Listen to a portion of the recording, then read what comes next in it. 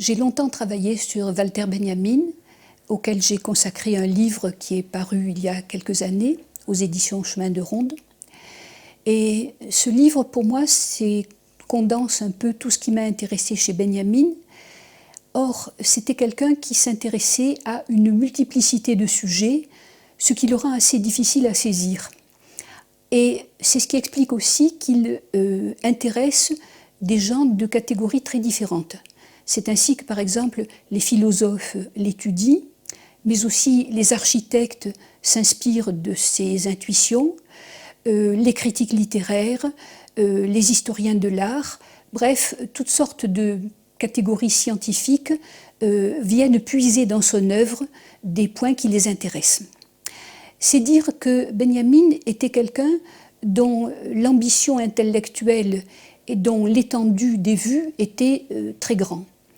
Comme je l'ai suggéré, il a commencé par travailler sur la philosophie et la philosophie de l'histoire.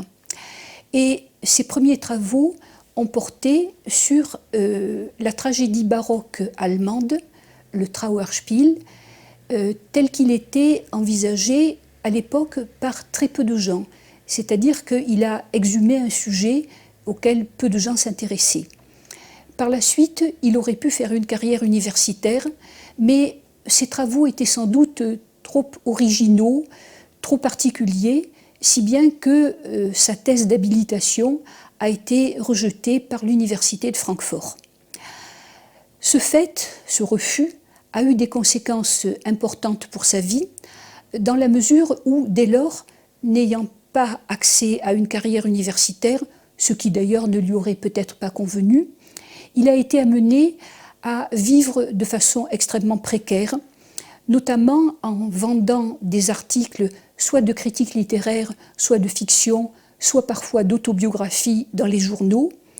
Et ses parents, jusqu'à sa trentaine d'années, lui versaient une petite rente, mais par la suite, les parents estimaient qu'il devait voler de ses propres ailes, et il a donc connu des périodes extrêmement difficiles.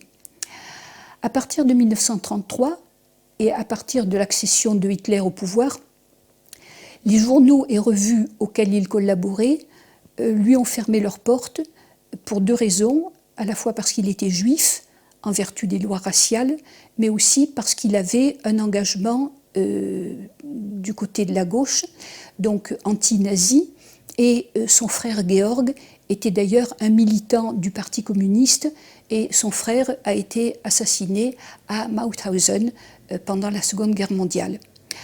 Donc, il a vécu ainsi de façon précaire à Paris à partir de 1933, et c'est là que, travaillant à la Bibliothèque nationale, il a accumulé quantité d'informations et de fiches sur Paris au XIXe siècle.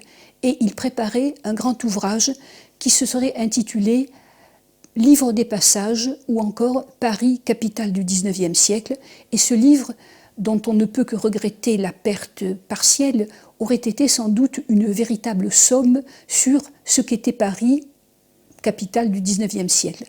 Nous n'en avons malheureusement que son fichier, c'est-à-dire un ensemble de notes plus ou moins ordonnées, mais dont nous ne savons pas ce qu'il en aurait fait au final. Néanmoins, cette lecture reste tout à fait passionnante, à la fois par la multiplicité de ses champs et par ce que l'on peut deviner de l'organisation que Benjamin lui aurait apportée. Je voudrais insister sur le fait que ce n'est pas un écrivain pour spécialistes, mais qu'il a écrit des textes personnels extrêmement émouvants, comme Enfance berlinoise ou encore Sens unique, qui sont de très beaux textes et que l'on peut facilement faire lire, j'ai envie de dire, à des enfants, en tout cas qui nous donnent à voir sa personnalité, une personnalité extrêmement attachante et émouvante. Et je voudrais rappeler que nous sommes ici à Port-Bou, et que c'est là qu'il a terminé sa vie par un suicide en 1940. Il avait été refoulé à la frontière et menacé d'être livré à la Gestapo s'il rentrait en France. Il a choisi d'en finir. C'est important pour moi de me trouver ici à Port-Bou et de lui rendre ainsi hommage.